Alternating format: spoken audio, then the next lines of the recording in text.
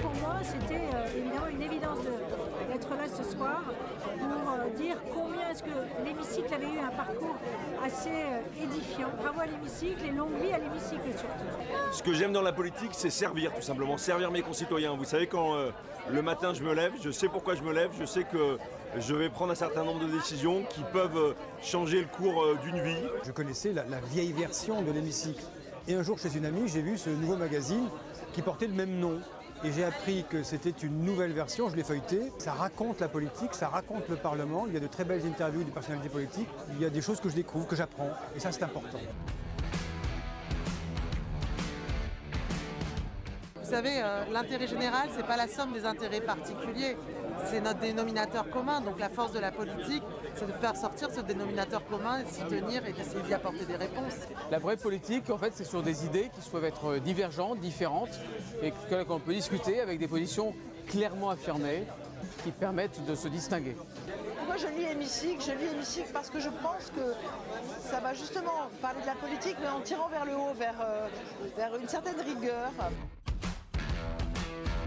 On essaie vraiment d'aborder les sujets qui vont être les sujets ou qui sont les sujets d'angoisse, de réflexion, d'interpellation de la société française. Et les aborder avec les bons acteurs du monde économique, du monde politique, du monde social, du monde syndical, pour que tous ces gens avec de la place dans l'hémicycle puissent exposer leur point de vue. Et surtout de recréer une sorte de symbiose entre les Françaises et les Français qui sont des électeurs et le monde politique qui est en souffrance parce qu'il y a beaucoup de gens qui n'y croient plus. La politique, c'est la vie de la cité. C'est le débat d'idées, c'est la confrontation des idées, des projets, des perspectives pour la vie de la cité, pour l'avenir du pays. C'est ça qui est passionnant. L'hémicycle doit être une caisse de résonance, en fait, des meilleures idées. On a 87% des jeunes qui ne vont pas voter. Donc comment on fait pour que cette République devienne une République de solutions? Ce que j'aime dans la politique, c'est l'espoir.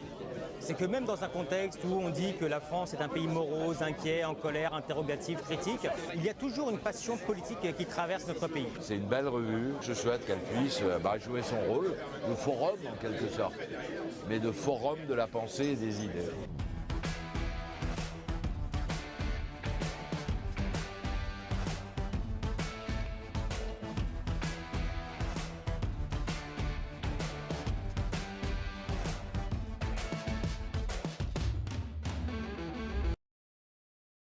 Bonjour à tous, je suis très heureux de vous retrouver pour ce nouveau numéro de Défi 2022. On a passé une année ensemble à couvrir les grands thèmes de l'élection présidentielle. Élection présidentielle passée, on va s'intéresser ce soir aux législatives. Émission Défi 2022 en partenariat, vous le savez, avec la revue L'Hémicycle.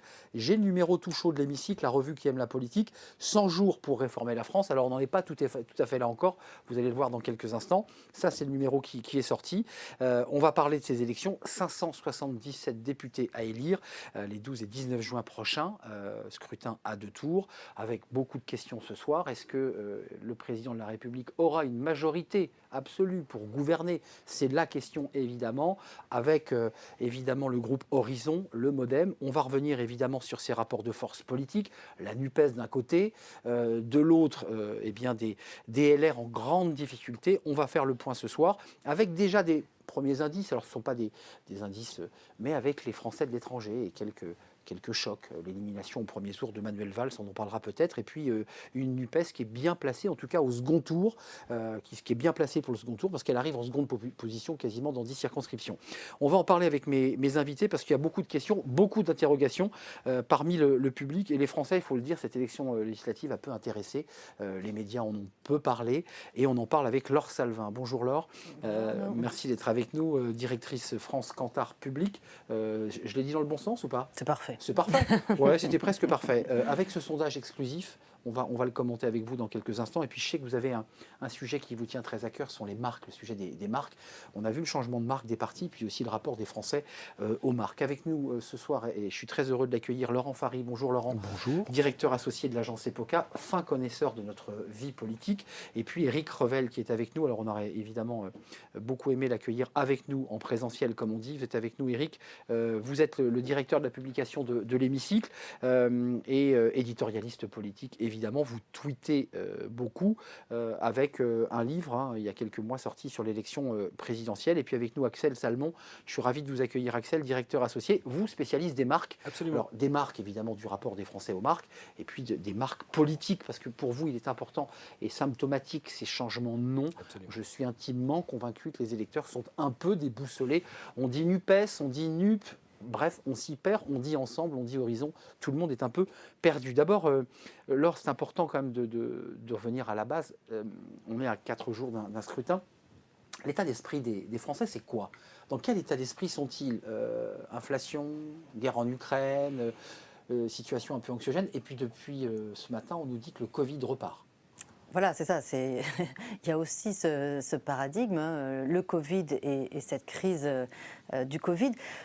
Nous, dans nos enquêtes d'opinion, le sentiment que ça donne, tout ça, c'est un sentiment un peu de dépression post-traumatique. Alors, je ne suis pas médecin, mais c'est un peu l'image qui me vient spontanément à l'esprit, vous voyez, quand je regarde toutes les données d'opinion qu'on peut avoir aujourd'hui sur les Français. Un pessimisme jamais atteint depuis 2014, notamment. Là, on a 6% des Français seulement qui considèrent que les choses vont en s'améliorant. C'est quand même hallucinant. Juste après C'est très faible. C'est très faible, juste après une élection présidentielle où normalement les gens sont un petit peu boostés. Voilà, il y a un élan qui existe. Donc il y a ce pessimisme jamais atteint. Une élection présidentielle qui a été effectivement compliquée dans un contexte extrêmement anxiogène aussi, où on a vu finalement que le président a été élu, mais le président sortant a été élu, mais sans grand enthousiasme. Et donc aujourd'hui, dans le baromètre que nous réalisons avec vous pour le Figaro Magazine, Emmanuel Macron finalement retrouve son niveau d'avant la campagne électorale, en gros son niveau de l'hiver 2021, avec une minorité à l'heure actuelle de Français qui lui font confiance pour gérer les problèmes qui se posent aujourd'hui en France. Et puis, deuxième point, un gouvernement de la même façon qui n'a pas créé de surprise, qui n'a pas créé de nouvel élan de la même façon. Elisabeth Borne également, finalement, il y a seulement 30% des Français qui lui font confiance pour résoudre les problèmes qui se posent en France, alors même, donc plus bas niveau jamais atteint pour un Premier ministre, plus bas que Jean Castex, mais Jean Castex qui n'était pas connu. Elle arrive ce qui n'est pas le cas d'Elisabeth Borne. Exactement, elle arrive après 5 ans de gouvernement. Donc on est dans une situation effectivement extrêmement flottante. Voilà, flottante, floue, de dépréciation et de forte anxiété vis-à-vis de l'avenir. Je crois que c'est ça surtout qu'il faut entendre. Et c'est ce point-là aussi notamment qui est intéressant vis-à-vis des marques et des entreprises. On sera prudent ce soir, mais c'est vrai qu'il y a des indicateurs qui nous disent, et les sondeurs sont en première ligne, que la majorité absolue n'est pas atteinte, que la situation est compliquée, qui vient d'ailleurs peut-être faire écho à ce que vous nous dites des rapports des Français justement à la politique et à ces élections en particulier. Éric, juste quelques mots. Vous la regardez comment cette élection législative ? Écoutez, elle est cotonneuse, elle est floue. Mais pour répondre à ce que disait Laure et pour préciser un peu les choses, alors tous les Français sont peut-être pas au courant des chiffres, mais intuitivement ils sentent les choses. Il y a un problème évidemment majeur de pouvoir d'achat dans ce pays. Je vais rappeler 3 chiffres simplement. On a une inflation de 5,2%. On a enregistré une croissance négative au premier trimestre de cette année quand même. Elle a été revue à la baisse, cette croissance. On a des déficits colossaux et on a une consommation des ménages, qui est le premier moteur de la croissance française, qui continue de baisser mois après mois. Donc tout ça pour dire que les Français ont raison de ne pas être super optimistes pour l'instant. Maintenant, pour préciser les choses, la campagne présidentielle a été une non-campagne, en réalité. Les Français qui aiment le débat politique, qui aiment la confrontation, qui aiment parfois voter sur des projets, passez-moi l'expression, ils n'en ont pas eu pour leur argent. Pour une raison très simple, c'est que le président sortant, candidat à sa succession, n'a pas fait campagne. Bon, il n'a peut-être pas envie de parler de son bilan, mais il n'a pas fait campagne non plus entre les 2 tours. Du coup, on ne connaît pas vraiment son projet. On a en tête évidemment la réforme des retraites qui serait peut-être... on en sait plus, Éric, quand même. Poussé, mais Éric, on n'a pas beaucoup. Pas beaucoup On en sait plus. Il y a une longue interview dans les colonnes des quotidiens. Voilà, on en sait un petit peu plus quand même. Expliquer que tout serait réglé à l'été 2023. Bon, très bien. Mais tout ça pour dire qu'on n'a pas eu de campagne avant, qu'on a un climat économique qui est quand même assez anxiogène Et on a une campagne des élections législatives qui est marquée, il faut quand même le dire, par un coup de génie politique, moi je l'appelle comme ça, de Mélenchon, qui a réussi entre les deux tours à unifier la droite sous le logo NUPES et à en faire une machine de guerre électorale. Alors c'est peut-être lui qui empêchera c'est la gauche, hein, Éric. La majorité présidentielle d'avoir une majorité absolue. Mais en tout cas, oui, c'est une élection cotonneuse, c'est une élection floue, parce qu'on manque de débat et on manque de campagne. Et de la même manière, pardon, je termine là-dessus, mais la majorité, on l'appelle Renaissance ou Ensemble, je ne sais plus trop bien, hein, elle ne fait pas vraiment campagne non plus. Pardonnez-moi, elle ne fait pas vraiment campagne non plus. Ni le président de la République, ni Elisabeth Borne. Bon, on verra ce qui va sortir de ces urnes le 19 juin. Quand c'est flou, c'est qu'il y a un loup. C'était Martine Aubry qui le disait. Là, on parle de cotonneux, de flou. Laurent Faria, un petit mot sur l'état d'esprit pour rentrer un peu dans les chiffres de cette élection législative, faire quelques focus, puis parler de la marque. Vous avez vu le lapsus, on ne sait plus si on dit ensemble, si on s'y perd, Renaissance. On en est où là? Les Français en sont où? Parce que c'est vrai que la campagne présidentielle n'a pas eu lieu, nous dit Éric. Puis on nous fait rentrer dans une nouvelle séquence très longue, hein, parce que la campagne est longue là, cette fois-ci, puisqu'il y a un temps assez important entre la fin de la présidentielle et la législative, qui donne une solution de ramollissement, de lenteur, un peu de vide finalement. Alors justement, pour prolonger ce qui a été dit, ce qui est assez intéressant, c'est de se souvenir qu'en 2017, face à ce déclinisme ambiant, Emmanuel Macron avait réussi à créer quelque chose, c'est-à-dire il était celui qui promettait le retour de l'efficacité en politique. Il dénonçait l'ancien monde et lui allait inaugurer une nouvelle méthode, source d'efficacité. Donc il avait quand même réussi à dépasser ce déclinisme ambiant. Là, on a le sentiment qu'il n'a pas du tout réussi à réenchanter son propre récit. C'est-à-dire quand il est candidat 5 ans plus tard, il est candidat à sa réélection. On constate pendant plusieurs mois que c'est le chef de guerre, parce qu'il y a le conflit ukrainien qui se substitue au candidat. Les fameux appels. Absolument. Et finalement, on voit bien que tout ça est assez fragile. Et il est effectivement réélu dans des conditions un petit peu particulières. Laure le disait, dans une configuration un peu particulière.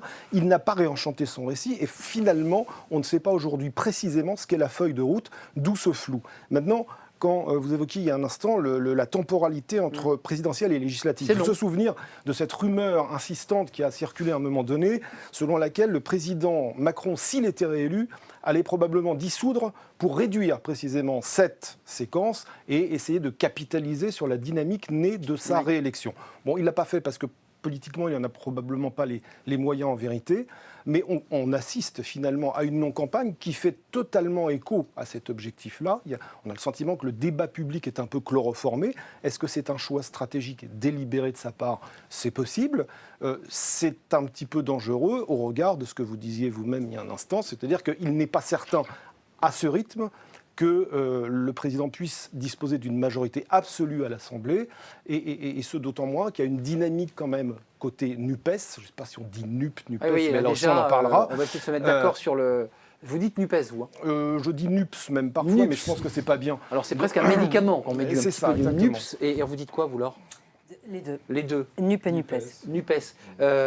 On va bien sûr parler des enjeux des forces en présence politique, parce que c'est vrai qu'il y a beaucoup d'enjeux. Il faut qu'on parle de la droite. Hein. Elle a un groupe de 100 députés. Dans certains sondages, on nous annonce 35, 45 députés, c'est-à-dire elle perdrait la moitié de ses forces. Un petit mot sur la marque, parce que vous avez vu tout à l'heure le lapsus, ou en tout cas l'hésitation d'Éric. Ensemble, Renaissance, NUPES. Ça renvoie quand même à des questions fondamentales. Changer une marque, quand une entreprise change une marque, ça dit quelque chose de sa stratégie, de sa volonté de transformer l'image de son entreprise. C'est la même chose pour un parti politique ? Absolument. Là, c'est vrai que là, on parle des élections législatives, on parle d'enjeux démocratiques et citoyens. Ça peut paraître un petit peu anecdotique de parler de marque, et pourtant, on voit bien qu'il y a un sujet. Bien sûr. Donc là, typiquement, la marque, c'est quoi ? La marque, c'est un repère dans un espace d'expression, dans un marché, en fait, quand il y a une offre concurrentielle, ce qui est le cas pour les élections législatives. Là, déjà, on voit qu'il y a une petite distorsion, puisque déjà, sur Ensemble, Renaissance, on ne sait plus très bien, hein, je cite Éric à l'instant, NUPES, NUPS. Depuis 2015, la plupart des grandes formations politiques ont changé leur nom. Donc c'est vrai qu'il y a une dimension un petit peu fluctuante. Effectivement, quand une marque change de nom, c'est tout sauf neutre et c'est l'expression d'une transformation et d'un grand projet. Ça cache quoi?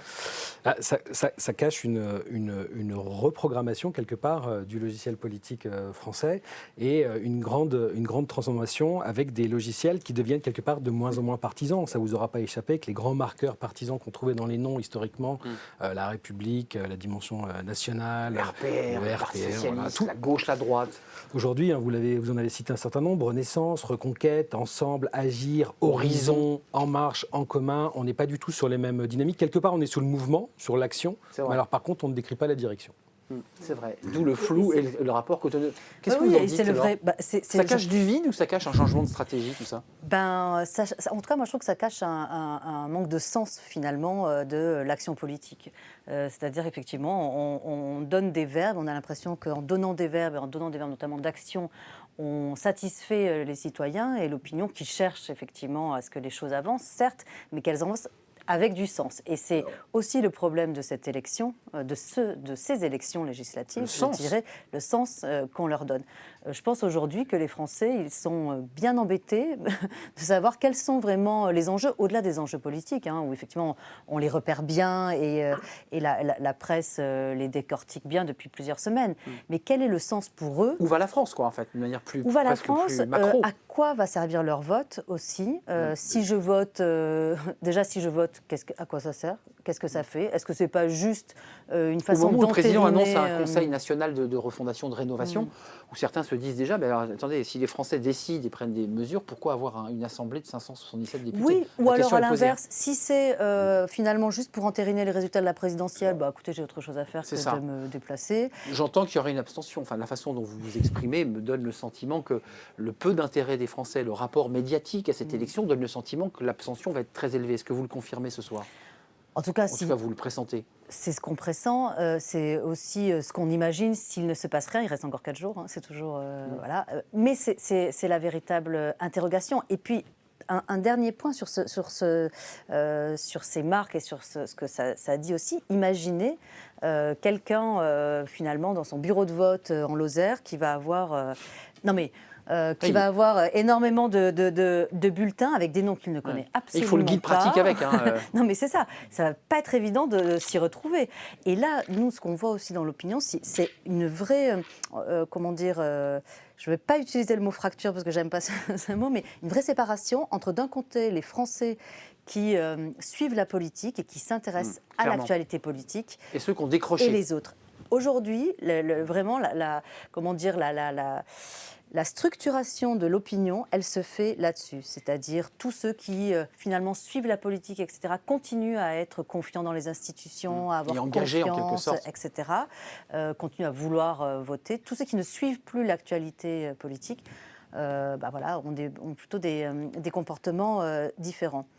Et si on en vient donc à ces élections, effectivement, l'abstention, il y a plusieurs indicateurs qui sont intéressants à avoir en tête et peut-être quelques chiffres. Désolée, je ne vais pas vous en donner beaucoup ce soir, mais quelques-uns. Donc, manque d'intérêt, on en parle pas mal. Seulement 31% des Français connaissent le nom de leur député et peuvent le citer. C'est un chiffre assez alarmant, je dirais, quand on sait le poids aussi que peuvent avoir un certain nombre de... C'est plus fort dans les zones urbaines, pour être précis, que dans les zones rurales. Enfin, absolument. Dans les zones rurales, le nom du député est beaucoup plus connu. De la même façon, donc, quand on a ce chiffre en tête, effectivement, la question du sens prend tout son sens, d'ailleurs. Quand on leur demande, effectivement, aux Français aussi, s'ils se souviennent d'une mesure qui aurait été débattue à l'Assemblée nationale ces 5 dernières années, pour savoir si, finalement, l'Assemblée nationale a un poids important dans le processus démocratique, seulement 38% des Français, à nouveau, arrivent à nous en citer une. Et quand ils nous en citent une, ce sont souvent des réformes qui n'ont même pas été débattues ou très peu débattues à l'Assemblée nationale. Pour eux, en gros, l'Assemblée nationale, c'est un peu la vitrine de ce qui se passe dans l'actualité politique. Oui, la réforme de l'assurance chômage, par exemple, a été moins débattue que la PMA, c'est ça, hein? Bien sûr, absolument. Donc ça, c'est intéressant. Et puis enfin, peut-être un dernier chiffre à ce stade. Vous voyez qu'il y a très peu de Français, une toute petite majorité qui considèrent que l'Assemblée nationale a un poids déterminant dans les décisions qui sont prises pour la France.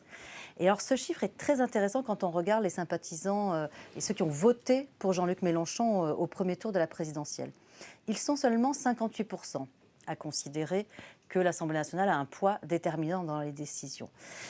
Or, si on en croit finalement la stratégie de Mélenchon, qui était de dire les élections législatives, ce sera le troisième tour de la présidentielle, c'est un moment important, l'enjeu est important parce que vous allez enfin m'élire Premier ministre. Ben, en fait, je ne suis pas si sûre que ça, qu'il ait été entendu par l'opinion, par les Français d'une manière générale. Il l'a répété, ça, là, pour le coup. Il l'a beaucoup répété, ça a été très suivi, effectivement, dans l'actualité. Mais est-ce que c'est un enjeu suffisant pour les Français, aujourd'hui, pour se déplacer et aller voter ? Je ne suis pas si certaine de ça. Juste, Éric, en quelques mots, parce qu'on va se tourner vers les forces en présence. Je ne voudrais pas qu'on oublie de parler de la droite, qui est une force importante qui structure le pays et qui, en tout cas sur les sondages et intentions de vote, montre qu'il y aura des pertes en ligne, évidemment. Il y aura des députés très enracinés qui vont sauver les circonscriptions. Puis les LR vont perdre peut-être la moitié de leur groupe. Juste un mot, Éric et Laurent.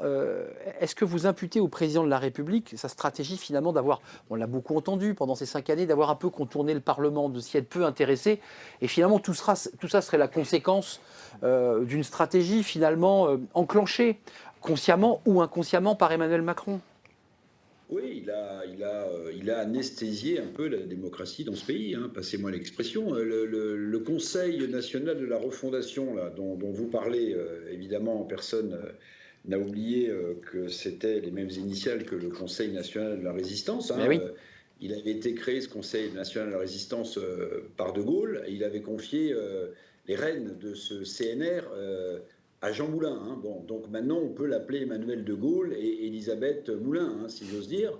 Donc en fait, oui, avec ce Conseil national de la refondation, bah, c'est une façon, pardon, mais de détourner le rôle de l'Assemblée nationale ou du Sénat, ou même du CESE, le Conseil économique, social et environnemental, qui est chargé normalement de faire ce genre de travail. Donc on ne voit pas trop quand même à quoi ils jouent. Donc du coup, les Français ne sont pas très enclins à aller voter. Et vous verrez que l'abstention, je pense, sera très importante. Très haute, oui. Mais sur la question des marques, je trouvais le débat intéressant. Vous avez vu qu'il y a quand même une victoire importante pour Jean-Luc Mélenchon, puisque le Conseil d'État valide ce soir la dénomination de NUPES, qui était une vraie bataille pour le leader de la France insoumise, parce que non seulement, évidemment, ça met une marque unique pour tous les candidats de l'Union de la gauche qui vont se présenter dans ces 577 circonscriptions, mais aussi, et ça c'est un aspect important, parce que les législatives, ça rapporte de l'argent aux partis. Évidemment. C'est donc la NUPES qui va empocher l'intégralité. Et bon courage à ce qui reste au Parti socialiste qui a été à Canossa avec Mélenchon, au PC, au Vert, pour essayer de trier le bon grain de livret financière de ce que va rapporter les élections législatives à NUPES. Mais je ferme la parenthèse.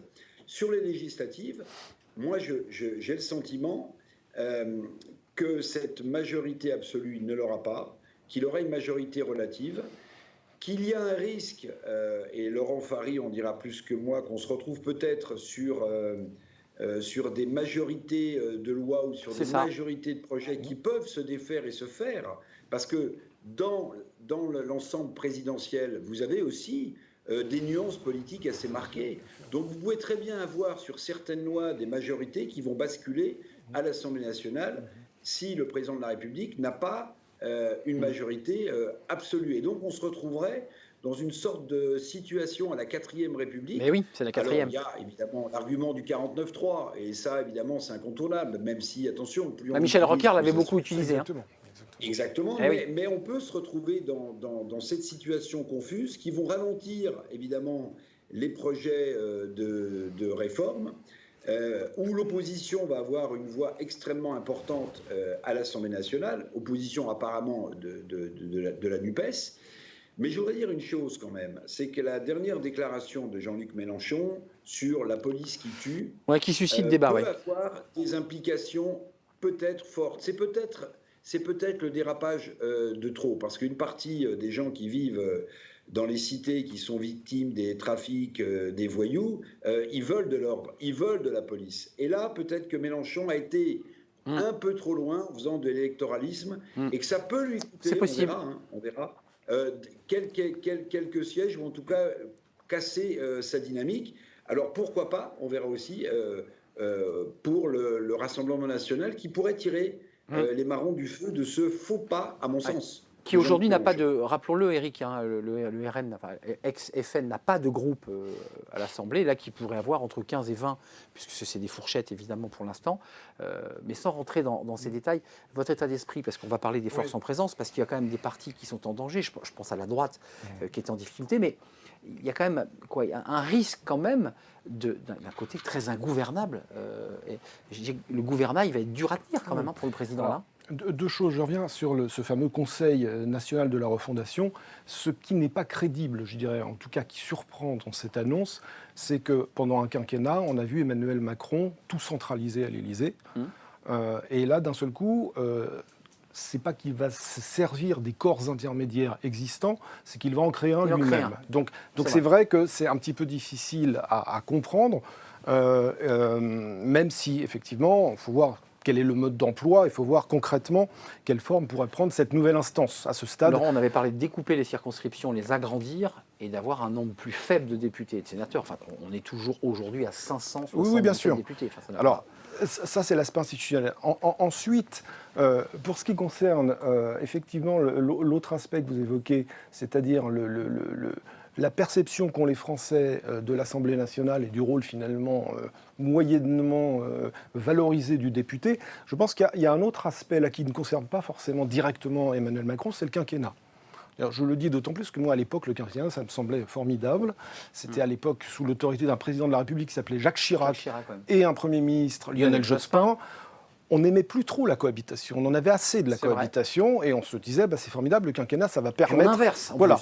Sauf qu'on se rend compte rétrospectivement des effets pervers du quinquennat, c'est-à-dire que le député aujourd'hui est le produit de l'élection présidentielle, ce qui est quand même démocratiquement insatisfaisant. Et le député, il a le choix entre être godillot ou frondeur. C'est ça. François Hollande a eu crier fort ou se taire pendant 5 ans. Voilà, c'est exactement ça. Et donc là, il y a une vraie question, à mon avis, qui est posée aussi. Comment on revalorise, comment on relégitime l'Assemblée nationale, peut-être en choisissant à un moment donné d'établir à nouveau des calendriers distincts. C'est une vraie question qui est posée, y compris par les chiffres qu'on vient de voir. Et Laure, quitte même à replacer la législative telle qu'elle était avant, c'est-à-dire avant la présidentielle. Oui, et peut-être des temporalités distinctes aussi. Ça, c'est une question qui a été soulevée par un certain nombre d'actrices et d'acteurs politiques, appartenant pas forcément d'ailleurs à des camps identiques. Une autre temporalité. Voilà, ne plus être dans cette simultanéité qui fait que finalement, c'est vraiment l'élection présidentielle. Plus que jamais, on est dans une hyper-présidentialisation de notre régime. Et des députés hors sol. Il faut quand même préciser qu'il n'y a plus de lien entre mairie et député, puisqu'on ne peut pas exercer les deux mandats. Et beaucoup de députés, de tous bords d'ailleurs, se sont plaints de cette relation un peu hors sol. On a plus des députés dans les sièges des partis politiques que des gens sur le territoire. Parenthèse. Et juste pour répondre aussi à votre question, est-ce que c'est Emmanuel Macron qui a créé finalement cette situation ? Je pense que ça existait sous le mandat Hollande, ça existait également sous Sarkozy. En effet, voilà, on a beaucoup parlé, notamment sous Nicolas Sarkozy, de députés godillots. On en a parlé quasiment à chaque fois. Oui, mais Jean-François Copé était le premier à soulever cette problématique de l'Assemblée nationale.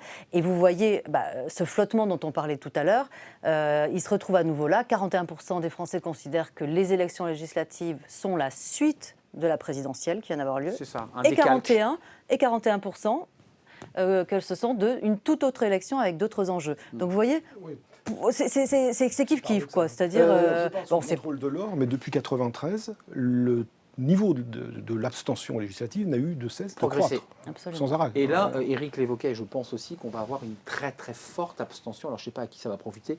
Jingle sur les forces en présence, c'est intéressant quand même d'ausculter un peu plus précisément tant les forces que quelques circonscriptions qui ne sont pas des circo-tests, mais qui sont des circo-focus. Je pense à Jean-Michel Blanquer, par exemple, du côté du Loiret, ou le candidat Beaune, qui est ministre délégué en charge des questions européennes. Il y a beaucoup d'enjeux autour de ces élections. Jingle sur les forces en présence.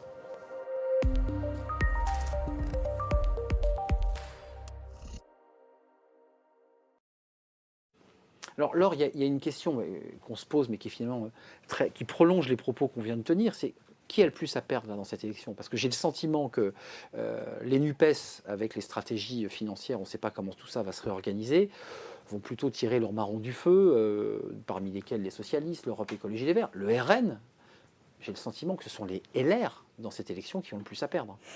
Alors, je vois sourire. Oui, je souris parce que spontanément, quand vous me dites qui a le plus à perdre dans cette élection, pour moi, ce sont les citoyens parce qu'en fait, une élection, des élections législatives avec plus de 50% d'abstention, c'est ce qu'on annonce à peu près, c'est absolument dramatique. Et donc, je pense que celui qui aura le plus aussi à y perdre en termes d'explication et puis de réaction, c'est Emmanuel Macron. C'est-à-dire, que faire avec un pays qui a voté seulement à peut-être, je ne sais pas, 48-49% à ces élections législatives. Donc, moi, c'est plutôt ça qui m'inquiète. Et la légitimité d'un député qui est élu avec la moitié du corps électoral, parce que c'est ça la réalité. Exactement. Et puis la légitimité d'une Assemblée nationale aussi, et y compris au niveau international, en fait. Je crois qu'il y a aussi une question de représentation de la France à l'étranger. On se gosse en ce moment. Pas en forme avec le Stade de France, quand même. Les journaux étrangers depuis le Stade de France, l'image n'est pas bonne. Oui, et puis il y a Roland Garros aussi ce week-end, enfin bon, quand même, où il y a eu des petits incidents. Décidément, la France a du mal à organiser des grands événements comme ça, sportifs. On a encore en tête aussi ces images d'émeutes, de gilets jaunes, etc. Je crois aussi que c'est une des interrogations majeures. C'est est-ce que finalement une faible mobilisation, donc d'une Assemblée nationale mal élue, ne va pas encourager aussi ce type de mouvement, finalement, à se repositionner sur la scène politique. Laurent Fary, Axel, s'il veut prendre la parole, il n'y a aucun souci, évidemment. Et puis, Éric, je lui donne la parole. Mais juste d'un mot, parce que tout à l'heure, Éric a soulevé un point, et dans les forces en présence, il y a quand même les contextes. On se souvient de Paul de Largonne, qui s'était fait battre à quelques jours d'une présidentielle. On dit que ça avait fait basculer. Est-ce que là, les faits divers successifs de ces policiers qui tirent, disent-ils, en légitime défense sur des automobilistes, les blessant pour l'un, les tuant pour l'autre, est-ce que tout ça peut avoir aussi un effet sur le vote des Français? Bien sûr, puisque c'est quand même une campagne qui a très peu intéressé. S'il y a des événements comme ça, médiatiques, qui symbolisent aussi et qui font écho aux aspirations des Français, Éric le rappelait, besoin d'ordre, besoin de sécurité, ça peut effectivement mobiliser une partie de l'électorat. Mais au-delà de ça, et je pense que c'est intéressant de le noter aussi, je pense que Jean-Luc Mélenchon, il prend beaucoup de risques dans sur ses propos campagne, sur la police. Sur ses propos sur la police, mais aussi sur son coup politique, comme vous le disiez, sur son coup politique de parler d'élection du Premier ministre, qui est un non-sens évidemment absolu. Alors c'est un super coup politique. Je ne sais pas si l'opinion va le suivre. Juste un dernier chiffre. Oui. Dans notre dernière vague de notre baromètre, encore Figaro Magazine avec vous, Mélenchon perd 4 points par rapport au lendemain de l'élection présidentielle. Ça veut dire aussi que quand même, quelque part, il perd, vous savez où? Surtout à gauche, en fait. Donc je pense qu'il prend beaucoup de risques. C'est un signe. Oui, moi je pense qu'il est persuadé que toute la gauche, en gros, le suit et s'est unie autour de lui, de son projet. Je pense qu'il oublie que, en fait, la gauche s'est unie surtout pour pouvoir continuer à exister dans le paysage politique français et pas forcément par adhésion à ses idées. Et on verra, selon ce qu'évoquait Axel, comment se recomposent les marques dans l'hémicycle et surtout ce que disait Éric qui est fondamental, comment va se financer tout cela, puisque chaque groupe a une autonomie juridique et financière. Est-ce que c'est la NUPES qui aura la main? Même chose d'ailleurs pour LREM ensemble, savoir si Modem et Horizon sont tenus financièrement et au moindre faux pas, on leur coupe les vivres, parce que ça, c'est un enjeu qui est fondamental. Un petit mot sur ceux qui ont le plus à perdre. Je vous repose la question, Laurent, et je la pose à Éric. On a quand même le sentiment qu'LR aujourd'hui joue gros et qu'il est en train de se dévitaliser. Est-ce que je me trompe ou est-ce que vous dites, au vu de la carte électorale, il y a des députés qui vont rester, il y a peut-être même des surprises à attendre du côté des LR?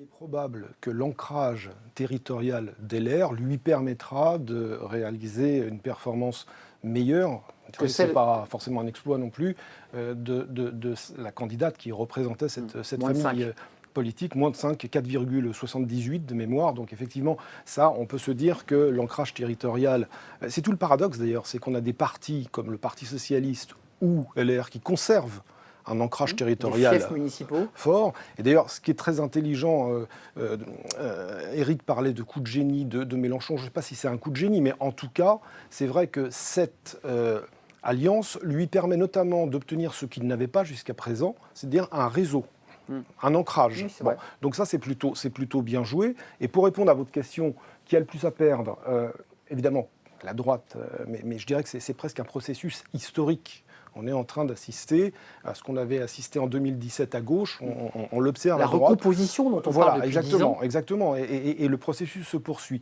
Je pense qu'Emmanuel Macron a à perdre s'il n'a pas la majorité absolue. Puis il y a une autre question qui se pose aussi, c'est que font les composantes de la NUP qui, en l'occurrence, ne sont pas la France insoumise. C'est-à-dire un parti comme Auparavant, parti de gauche, rappelons-le. Absolument. Un parti comme le Parti socialiste qui a donc joué le jeu de cette alliance, qui a fait le choix stratégique de cautionner cette alliance. Avec un président, un secrétaire national, Olivier Faure, sous pression. Sous pression et qui sera sans doute réélu dans sa circonscription. Comment est-ce que cela vit concrètement ? C'est ça, c'est ce qu'évoquait C'est Eric. une vraie question, c'est-à-dire au niveau des votes, est-ce que le Parti socialiste retrouve son identité, si j'ose dire, lors des moments de vérité que représente le vote, ou est-ce qu'ils s'inscrivent continuellement et durablement dans le projet qu'ils sont censés avoir validé à travers cette union ? Ça, c'est un enjeu, je dirais, de la législature qui va s'ouvrir. Éric, vous avez ouvert la réflexion où vous évoquiez les liens financiers et la manière dont pouvaient se recomposer les groupes dans l'hémicycle, parce qu'il y a des enjeux, parce que si le président Macron n'a pas la majorité absolue, ça veut dire qu'il va devoir composer.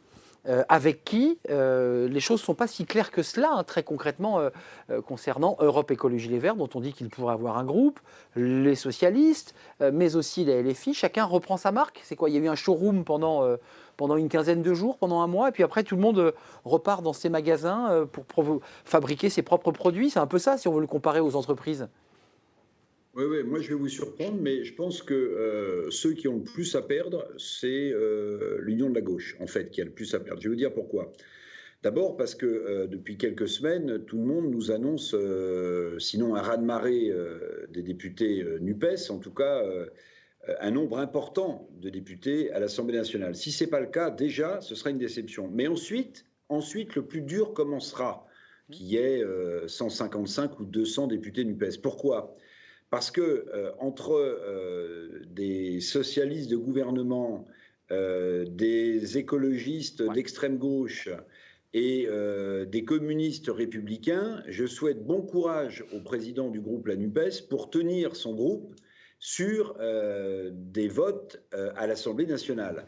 Et en fait, pourquoi est-ce que la NUPES a le plus à perdre ? Parce qu'elle démontrera peut-être à l'insu de son plein gré, lors de débats, lors de votes, que très rapidement, elle ne tiendra pas le cap et qu'elle se divisera à l'Assemblée nationale. Et en fait, ce qu'aura mis très peu de temps à construire Jean-Luc Mélenchon peut disparaître de la même manière très rapidement, parce que l'union de la gauche, cette union de la gauche-là, qui n'est pas faite sur un programme, mais sur un hold-up de la France insoumise, en fait, peut démontrer assez rapidement l'incompatibilité qu'il y a entre ce que Manuel Valls a théorisé, les gauches irréconciliables, et ça pourrait se voir très rapidement à l'Assemblée nationale sur des votes très précis. D'accord, Éric, juste d'un mot. À mon avis, Éric, juste, c'est NUPES qui a un groupe de 200 de la couleur rose-rouge, où chacun reprendra ses couleurs dans l'hémicycle, parce que c'est intéressant quand même ça.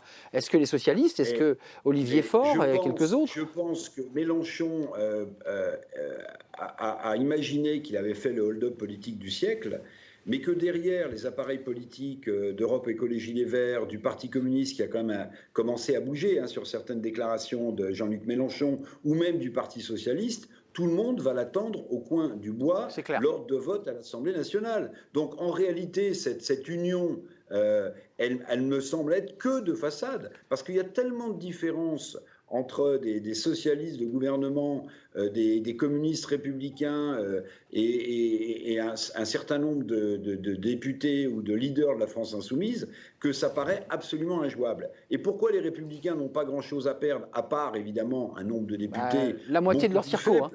Mais oui, mais bien sûr. Alors ça, évidemment, pour les caisses du parti, les Républicains, ça sera sans doute une catastrophe. Mais en réalité, si dans ce contexte politique d'une très forte poussée à gauche, que personne n'attendait, puisque la gauche a été donnée morte il y a encore quelques semaines, mais dans ce contexte où les Républicains résisteraient même avec 35-40 députés, ils peuvent être, à mon sens, sauver des eaux, parce qu'en réalité, personne n'attend à ce qu'il fasse un score. Or, il faut quand même dire une chose, c'est que celui qui a échoué dans cette stratégie d'absorption totale et définitive des Républicains par La République En Marche, c'est Nicolas Sarkozy.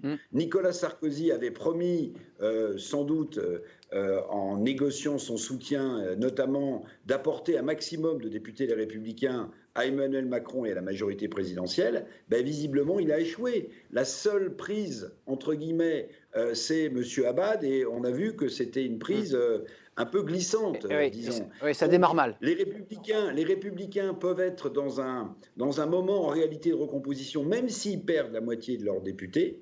Et si la NUPES avait une majorité relative à l'Assemblée nationale, eh bien, je pense qu'en réalité, c'est peut-être la meilleure chose pour le clivage historique droite-gauche en France. Ça pousserait la gauche à avoir une politique de gauche qui peut s'y tenir, et la droite républicaine à se reconstruire. Et dans ces cas-là, le schéma classique. Je ne donne pas cher du macronisme.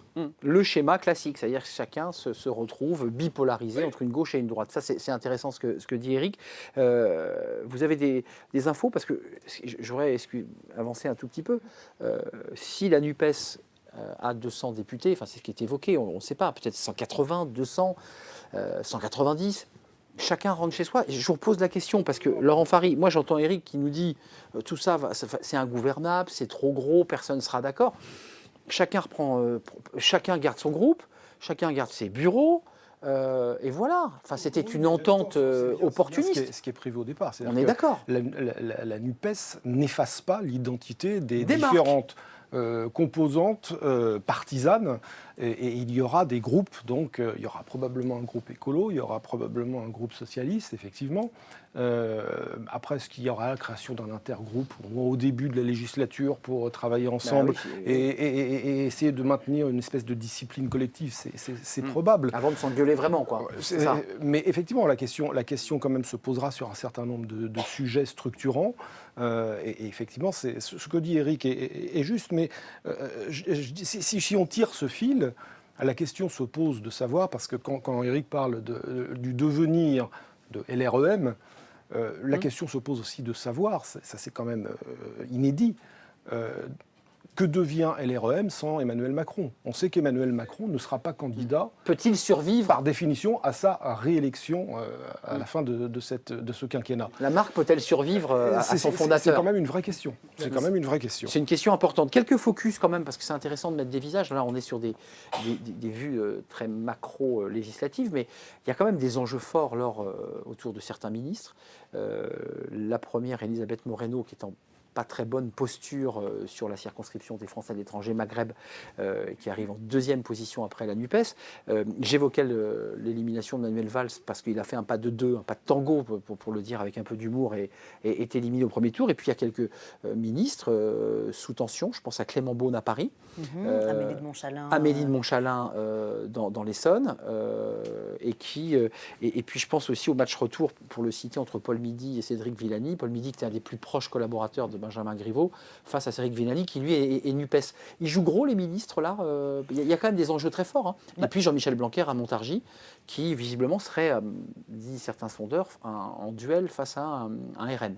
Tout à fait. Le RN, d'ailleurs, dans cette circonscription, qui était arrivé en première position au second tour. Tout à fait. Terre de gilets jaunes, il faut le rappeler. Donc, c'est des enjeux forts pour ces ministres. Alors, ils prennent des risques, parce que c'est vrai que Jean-Michel Blanquer, c'était pas à l'origine un homme politique. Il était recteur. En fait, alors, pour les ministres en place, ils jouent leur place, quand même. Il a été clair que s'ils ne remportaient pas ces élections, ils sortiraient du gouvernement, donc c'est pas rien. Et c'est aussi Elisabeth Borne qui joue fort, puisque elle... circonscription plutôt... Alors, pas pour sa circonscription, mais pour l'ensemble de son gouvernement. C'est-à-dire, non, pour l'ensemble de son gouvernement. C'est-à-dire, quelle légitimité... Circonscription de Vire, dans le Calvados, celle d'Alain Touré, on nous dit, disent les sondeurs, vous nous confirmez, qui est plutôt acquise. Qui est plutôt acquise, effectivement. Non, mais c'est plutôt symboliquement ce que ça signifie aussi pour son gouvernement si plusieurs ministres échouent. Je pense qu'il y a cet enjeu-là. Pour revenir peut-être juste sur ce que disait Éric, le scénario, pour moi, il y a 4 scénarios, en gros, principalement, sur cette nouvelle Assemblée nationale. Un scénario, effectivement, de majorité relative, d'éclatement des forces.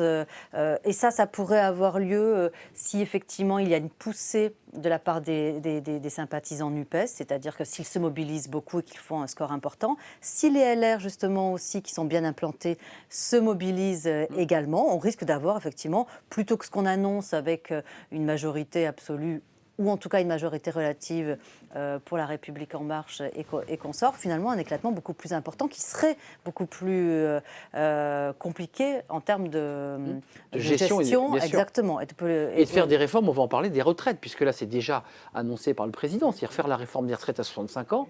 Avec un Parlement, comme vous le décrivez, c'est impossible. Exactement. Il y a un deuxième scénario qui est celui de la cohabitation, vraiment. Alors, effectivement, à l'ancienne, 20e siècle. Mélenchon gagne, entre guillemets, puisque évidemment, ce ne sera pas lui qui gagnera. À nouveau, effectivement, il faudrait une très forte mobilisation de la NUPES. Je rappelle quand même que les électeurs principaux de la NUPES sont plutôt des jeunes, plutôt dans les villes, etc. C'est quand même pas eux qui se mobilisent en premier. Voilà. Et il faudrait aussi un certain nombre de duels entre le premier et le second tour pour que, effectivement, la NUPES l'emporte.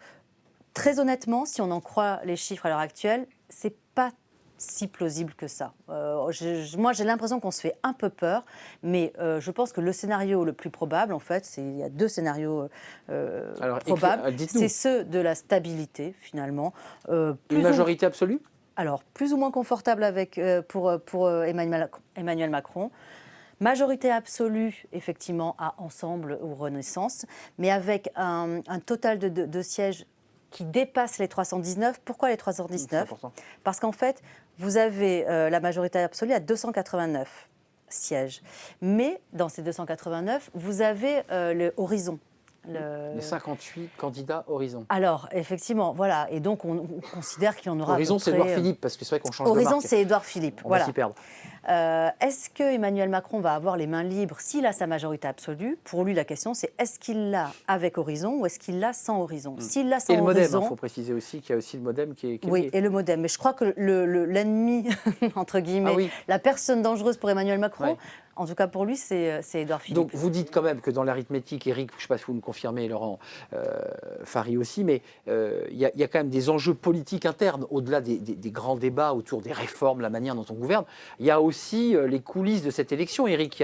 Il y a effectivement gagné plus largement pour Emmanuel Macron pour avoir simplement les mains libres. Exactement. Et puis il y a gagné plus ric-rac, voire même pas avoir la majorité, et être tenu par celui dont on dit qu'il pourrait être en 2027 un putatif candidat à la présidentielle, c'est-à-dire Édouard Philippe. Ça, c'est l'élection dans l'élection, en fait. Bah oui, en France, ça ne s'arrête jamais. Emmanuel Macron n'étant pas candidat à sa propre succession, la campagne présidentielle, si j'ose dire, pendant 5 ans, elle a déjà commencé. Donc Édouard Philippe et son mouvement Horizon, évidemment, se positionnent. J'aimerais quand même attirer votre attention sur une chose dont on n'a pas parlé, c'est le contexte social. Oui. Quand on dit qu'il va y avoir une grosse abstention, quand on s'interroge sur la légitimité d'un député à l'Assemblée nationale versus le taux de participation ou le nombre d'électeurs qui l'auront porté à l'Assemblée nationale. J'attire votre attention sur ce problème majeur, à mon sens.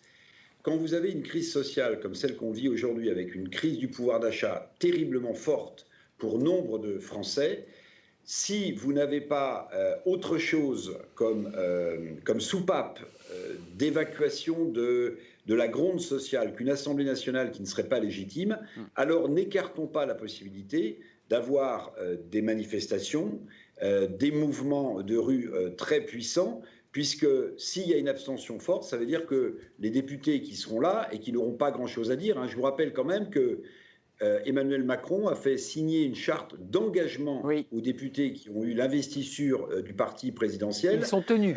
Engagement de ne pas s'opposer au projet qui viendrait à l'Assemblée nationale, ce qui est quand même une curieuse façon aussi de faire de la politique. Alors, on n'est plus dans un parti Godillot, on est dans un parti rose-bif, c'est-à-dire qu'il y a la ficelle autour. En fait, il ne veut pas des frondeurs, Éric. Si vous Éric. n'avez pas de soupape de sécurité à l'Assemblée nationale parce qu'elle n'est pas suffisamment légitime, alors il faut quand même se poser la question de comment va se canaliser cette crise sociale qui ne fait finalement que de monter, parce que les problèmes de pouvoir d'achat, ils sont devant nous, l'inflation va continuer de progresser, les salaires pour l'instant ne sont pas en augmentation, la seule annonce qui a été faite, vous l'avez vu, d'Elisabeth Borne, je crois que c'était tout à l'heure, c'est une augmentation des retraites à partir de juillet de 4%. 4%. Bon, mais voilà. Mais pour le reste, la crise sociale, les questions de pouvoir d'achat, une assemblée qui ne serait pas légitime et pas représentative, eh bien finalement, on a les mêmes ferments qu'avant la crise des Gilets jaunes. C'est exactement ça. Laurent Fary, juste pour clore cette page, on dit que quand on n'arrive pas à régler les problèmes, et je reparle de la réforme des retraites, mais on a l'inflation, on a le samplon qui vient de passer de nouveau la barre des 2 euros. C'est-à-dire qu'on repart dans un cycle où quand on ne règle pas les sujets dans l'hémicycle, avec les dangers qu'on évoque d'incertitude de majorité, ça se règle dans la rue. Oui, alors de toute façon, ça, on ne découvre pas aujourd'hui avant Gilets jaunes, la crise institutionnelle, la crise démocratique à laquelle notre pays fait face. Ça, là-dessus, il n'y a pas l'ombre d'un doute. Emmanuel Macron a quand même, je dirais, un levier qui est justement de recomposer son gouvernement à l'issue du second tour des législatives. C'est-à-dire, il tiendra compte du résultat. Et en fonction du résultat, il peut également peut-être convaincre un certain nombre de personnalités, y compris issues d'autres familles politiques, de faire don de leur talent au service de la République. Ça avait été évoqué d'ailleurs, ce gouvernement d'union nationale, on l'ouvre comme l'avait fait Nicolas Sarkozy, c'est-à-dire essayer d'être le plus large possible. Voilà, donc il va probablement, je dirais, jouer cette carte-là en fonction du résultat, et a fortiori s'il ne dispose que d'une majorité relative. Il y a quand même un certain nombre de portefeuilles ministériels qui n'ont pas été distribués. On n'a pas le logement, on n'a pas les transports, on n'a pas la ville, on n'a pas le tourisme, il n'y a plus de secrétaire d'État au numérique. Donc je dirais que potentiellement, il y a quelques places à prendre. Et je pense qu'il est possible, d'ailleurs, je crois que c'est Xavier Bertrand qui parlait de l'agenda caché d'Emmanuel Macron. Et ça peut vouloir dire aussi comment est-ce qu'il recompose son gouvernement, est-ce qu'il fait montre de créativité, y compris dans le périmètre des différents portefeuilles considérés. C'est une vraie question et ça peut être pour lui aussi un levier à l'issue des législatives. Laure, c'est une question complexe, mais si je reprends l'analyse d'Éric, c'est de dire après tout, quand on voit que nos députés ne servent plus à rien, on va régler le problème dans la rue, on l'a vu avec les Gilets jaunes, et puis c'est finalement le président de la République qui, en première ligne, va faire ces grands débats qui, pendant presque 1 mois et demi, va occuper l'actualité seul face aux Français. Donc il n'y a plus ces corps intermédiaires, plus de députés. Il y a un danger là sur cette crise sociale, un ferment de crise sociale. On est dans une crise. Est-ce que vous, les sondeurs, vous percevez cela, ce risque-là, en tout cas pour la rentrée? Oui, tout à fait. Je pense que cette séquence électorale, elle va être justement assez décisive et malheureusement, elle ne part pas dans un bon sens. On a plutôt le sentiment, effectivement, que les messages qui sont adressés aux politiques au fil du temps, finalement, dans le cadre de l'élection présidentielle, puis là, maintenant, dans le cadre de ces élections législatives, ne sont pas forcément entendus. Les Français demandent plus d'horizontalité, plus d'implication, etc. Comment ont été désignés les députés, alors que ce soit côté NUPES ou Ensemble Renaissance, ça a été en chambre. Petit bureau fermé. Petit bureau fermé, voilà. Et on sort à 3h du matin. Exactement. Et on voit d'ailleurs pas mal de dissidences. Alors évidemment, ils ne sont pas encore suffisamment nombreux pour vraiment opposer, mais il y a quand même beaucoup de dissidences à droite. Alors à droite, pardon. Au centre et à gauche. Donc, Carole Delga, l'Occitanie. Exactement, qui elle, finalement, va compter le nombre de députés qu'elle va avoir. Elle s'est créée son propre groupe de son côté. Et puis, je pense qu'il y a aussi quelque chose que les Français ne comprennent pas, c'est c'est une élection à 2 tours. Et donc, le résultat du premier tour ne va pas donner l'image de l'Assemblée nationale au final. Et là, il va y avoir encore à nouveau un décalage entre ce que vont exprimer les Français au premier tour, et on le voit dans les sondages. Ce qu'ils voudront dire au second, oui. Exactement. Et au final, ce que ça va donner. Qu'est-ce que ça donne au premier tour? En fait, on a une réplique, effectivement, ou une répétition de l'élection. C'est ce qu'on voit dans votre sondage. Voilà, c'est exactement ce qu'on voit. On a Ensemble, RN et la NUPES. Voilà. Bon. Ça, c'est effectivement l'état d'esprit des Français aujourd'hui. S'ils disent à qui ils font confiance en termes de partis politiques, c'est ce qu'on voit. Après ce premier tour, les seuls candidats qui ne pourront rester, c'est ceux qui auront fait plus de 12,5% des inscrits, soit, en gros, si on est à une abstention à 50%, 25% des exprimés. C'est beaucoup, vous voyez, les candidats qui... la marche est haute. La marche est très haute. Donc en fait, on risque d'avoir énormément de duels entre... Finalement, La République En Marche, il y a quand même pas mal de députés. Et du RN, il y aura du duel RN. Il y aura du duel RN, sachant que le RN a très peu de réserves de voix, donc finalement, ce sont des duels qui seront quasi acquis pour La République En Marche. Et à l'inverse, NUPES aussi, un duel NUPES-LaREM. Il y a quand même peu de réserves de voix côté NUPES. Et puis surtout, vous avez tout le centre-gauche, social-démocrate, entre guillemets, qui a pu voter NUPES au premier tour pour dire à Emmanuel Macron, attention, la gauche est là. Au second tour, se dire, bon, on va quand même pas non plus devenir des mélenchonistes. Je me rabats sur le candidat de La République En Marche. Donc en fait, c'est pour ça que les projections que l'on a aujourd'hui de l'Assemblée nationale, je pense qu'il faut les prendre avec des pincettes, parce que c'est juste une lecture en fonction du premier tour. Il y a le choix du premier tour qui donne un message, et puis il y a le choix du second, comme vous nous le dites, qui est un autre message politique. Je ne voudrais pas qu'on oublie deux forces politiques. On a beaucoup parlé de la NUPES, de Jean-Luc Mélenchon, de sa possibilité, son désir de devenir Premier ministre. Je voudrais qu'on parle du RN. 569 candidats, donc c'est quand même pas rien. On évoque un groupe qui n'était pas le cas pendant 5 ans.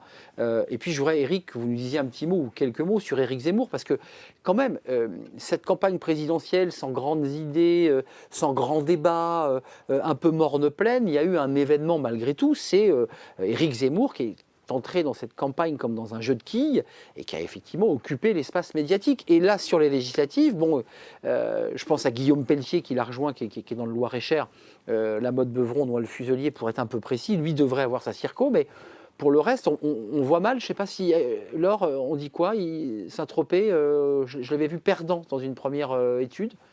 Éric Zemmour? Alors, moi, je n'ai pas d'études sur Éric Zemmour. Ce qui est sûr, c'est que, toujours pareil, au premier tour, il se maintient à peu près. Et après, les réserves sont faibles. Et après, il n'a plus aucune réserve. Donc, effectivement, en tout cas, ce qui est quasi certain, c'est qu'il n'aura pas de groupe à l'Assemblée nationale. Contrairement au RN, qui, pour la première fois, c'est pas juste depuis 5 ans qu'ils n'ont pas de groupe. C'est quand même, ça va être une victoire. 86 à la proportionnelle, 35 députés. Exactement, ça va être une victoire assez symbolique aussi. Un groupe au scrutin majoritaire, ce serait la première fois que l'extrême droite aurait un groupe. Éric Zemmour, ce contexte, vous parliez de la crise sociale, de ces risques comme ça inflammables d'une société qui pourrait s'inflammer, mais Éric Zemmour, le phénomène de la campagne présidentielle qui finalement peine à s'installer à Saint-Tropez, et puis ceux qui l'entourent ont bien du mal sur le terrain. Oui, ça c'est un grand classique. Bon, il a fait 7% à la présidentielle, il a mis sur la table des thèmes qui ont intéressé les Français quand il était pratiquement seul en campagne, mais évidemment il y a un thème qui a tout balayé sur son passage et qu'il a mal appréhendé, c'est le thème du pouvoir d'achat. Contrairement à Marine Le Pen, qui, elle, a fait campagne depuis le début sur ce thème du pouvoir d'achat et qui en a récolté, d'une certaine manière, les fruits électoraux. Bon, il se présente dans le Var. Dans le Sud, il y a beaucoup de combats assez forts. Je voudrais vous parler peut-être rapidement à Nice, où je me trouve du combat qu'Éric Ciotti, qui est élu député depuis 2007, va mener dans la première circonscription des Alpes-Maritimes, face à un adjoint au maire du maire de Nice, Christian Estrosi. L'adjoint s'appelle Greg Monetti, et ça risque d'être extrêmement serré. Je peux vous dire que tous les jours dans Nice Matin, il y a des papiers où on voit que les deux, Christian Estrosi et Éric Ciotti, font pression sur le maire pour avoir leur soutien. Ça va se faire au couteau. Et d'une certaine manière, ça va aussi clarifier la situation, parce que Éric Ciotti, évidemment, a incarné l'aile droite, à droite dans le débat d'investiture des Républicains. Il est en place, je vous le disais, depuis 2007. Il est donné plutôt en tête en ce moment, mais ça risque d'être extrêmement serré.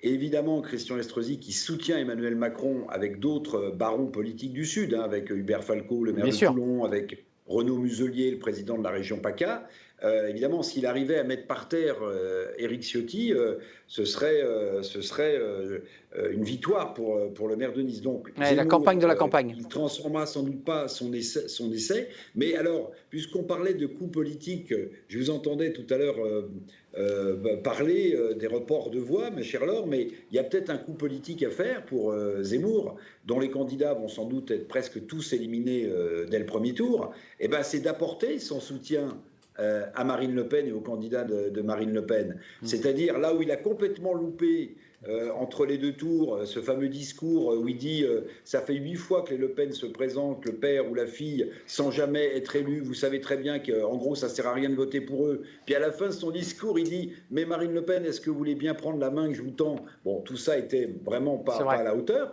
Mais là, il peut peut-être créer un événement, mais j'en sais rien. Hein. Il peut peut-être créer un événement en disant voilà, les 5-6% qu'on a fait ici dans telle ou telle circonscription, je demande à mes électeurs de voter pour Marine Le Pen. Et du coup, elle aurait un réservoir de voix, Marine Le Pen.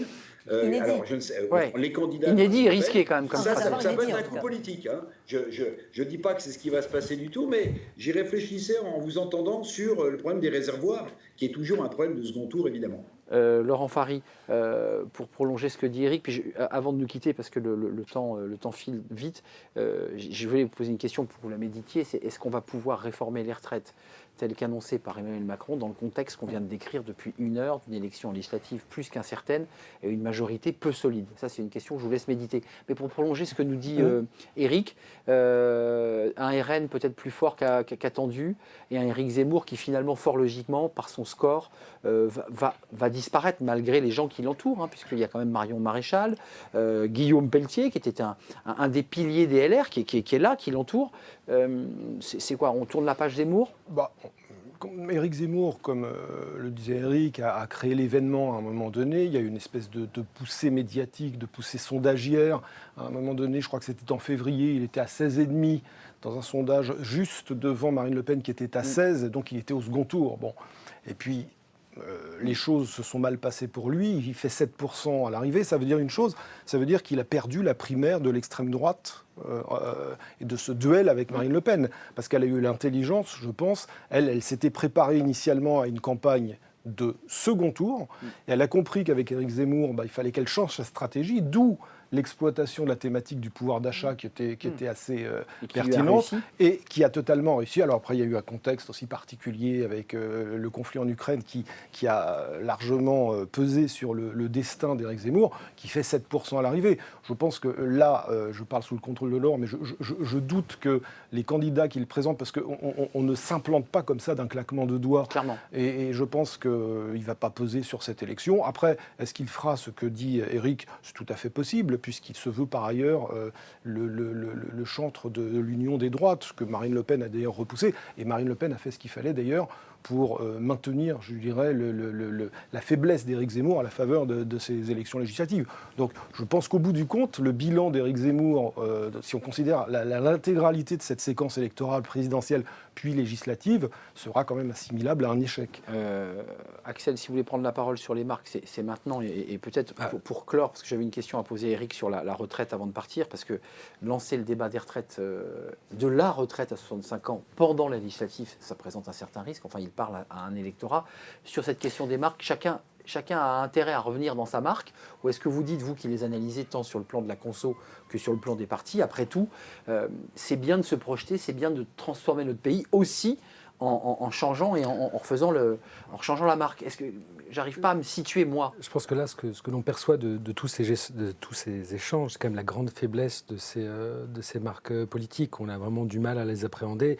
Pour rappel, qu'est-ce que c'est une marque et quelles sont ses fonctions? C'est un vecteur de sens, on l'a rappelé tout à l'heure. Et là, on voit bien qu'on est sur des marques qui servent plutôt le jeu politique que le grand débat d'idées, qui sont des marques d'opportunité, qui servent des marques contextuelles, qui servent des moments, on le voit bien, et qui ont vocation à disparaître, des marques éphémères, des marques éphémères, comme on l'a dit.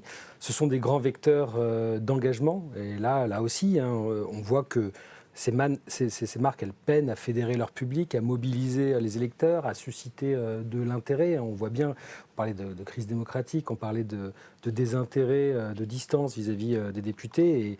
Et pourquoi aussi? Parce que, et c'est pour répondre à une des questions que vous avez formulées tout à l'heure, la marque peut-elle survivre à son fondateur? Parce qu'en fait, les grandes marques politiques aujourd'hui, c'est pas tant les marques de partis que c'est les marques d'individus, en fait. On a beaucoup parlé de la marque Macron. Raphaël Diorca, essayiste, en a parlé avec beaucoup de pertinence. C'est l'incarnation de sa marque, quoi. Qui est l'incarnation de sa marque. Il a créé une sémantique, il a créé une esthétique, il a reconvoqué le sacré, mais plus à travers sa personne qu'à travers la famille politique qui l'incarne. Les hommes étaient avant l'expression d'une famille politique. Aujourd'hui, c'est les familles politiques qui se recomposent autour des hommes. Donc ça, forcément, voilà, c'est difficile de prédire le destin de ces marques, mais on sent bien qu'elles sont d'une grande faiblesse, qu'elles n'ont pas beaucoup d'aspérité et qu'elles vont peut-être peiner quelque part à réussir la principale fonction d'une marque, qui est de créer la préférence. Donc voilà, sans engagement, préférence, on est quand même encore une fois sur des marques d'une grande faiblesse. Vous nous dites aussi que ça suscite aussi une forme de dilution ou de désintérêt finalement du politique. Des marques éphémères, non ancrées, qui n'ont pas de sens, qui n'ont pas de piliers, qui n'ont pas de colonne vertébrale, génère chez les lecteurs un peu un rapport de distance en se disant bon, mais pourquoi on change, enfin, non, Laure ? Oui, tout à fait. Et puis, alors, au-delà du désintérêt, je pense qu'effectivement, une absence de repères aussi. C'est-à-dire qu'avant, il était très clair que... Ce qu'évoquait Eric. Quand on avait telle et telle idée, on se dirigeait plutôt vers tel et tel parti politique. Là, c'est très compliqué de s'y retrouver. Et notamment, aujourd'hui, avec la NUPES, c'est vrai qu'on fait un peu le grand écart, quoi. On se demande quel est le projet qui va pouvoir unifier cette formation politique. Avec un risque, on le redit ce soir en restant prudent, de risque de ne pas avoir de majorité absolue pour gouverner, ce qui posera évidemment des problèmes. Juste une minute, Eric, parce que je voudrais qu'on présente la une de l'hémicycle. Vous en êtes le directeur. Je voulais rajouter, ce que disait Axel est très intéressant, mais si on continue à filer la métaphore entre la marque politique et la marque d'entreprise, pourquoi est-ce que les marques politiques sont, à mon sens, de plus en plus fragiles et de plus en plus éphémères? Quand vous prenez une entreprise, alors il y a des grandes entreprises qui ont changé de marque et qui ont trouvé d'autres noms. Mais en fait, une entreprise, ça vend un produit, ça vend un service. Le problème des partis politiques, c'est que leurs idées elles-mêmes, leur programme elles-mêmes, c'est-à-dire le produit de la formation politique, c'est ça qu'un parti politique devrait vendre à ses électeurs pour se faire élire. C'est un programme, c'est des idées.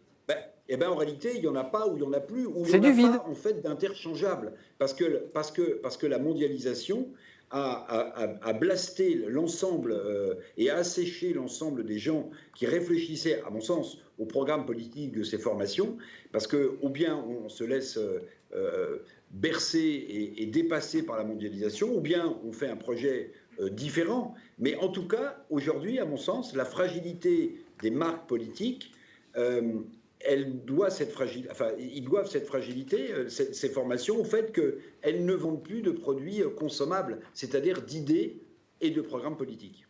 Merci Eric pour ce mot de la fin. Merci à Laure Salvin, directrice Kantar Public France. Je crois cette fois-ci ne pas l'avoir bien dit.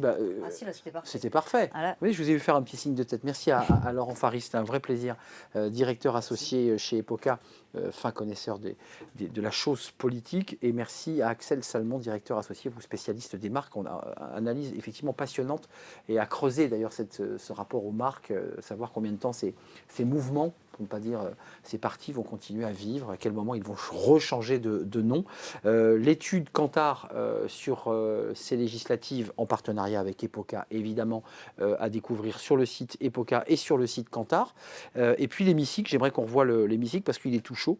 Vous allez le recevoir de l'été 2022 sur la plage, à la montagne, dans les chemins de campagne. 100 jours pour réformer la France, avec un grand entretien de Jérôme Fourquet, puis Marc Duguin, qui est un homme assez incroyable, un romancier, qui connaît bien la politique aussi du côté des contre-pouvoirs. Il travaille toujours comme ça sur Michel-Édouard Leclerc sur le pouvoir d'achat. Et Michel-Édouard Leclerc, voilà, parce que vous avez un directeur de publication qui est très engagé, il ne va pas me laisser dire des bêtises. L'hémicycle, la revue qui aime la politique, c'est un vrai plaisir d'animer Défi 2022 spécial législative. Bon, on y verra plus clair, évidemment, dans une quinzaine de jours, le 19 au soir. Je pense que même déjà le 12 au soir, on va y voir un petit peu plus clair. On y verra plus clair. Déjà, Mais attention, moi j'écoute Laure Salvin, vous me dites il y a un vote de premier tour, il y a un vote de second tour. Merci Axel Salmon, merci Laurent Ferry, merci à vous qui nous avez regardé évidemment, et puis merci à tout le public qui était présent pour participer en direct à cette émission. Merci au Studio Victoire et à toutes les équipes techniques. C'était un vrai plaisir. Je vous dis à très bientôt évidemment. Bye bye.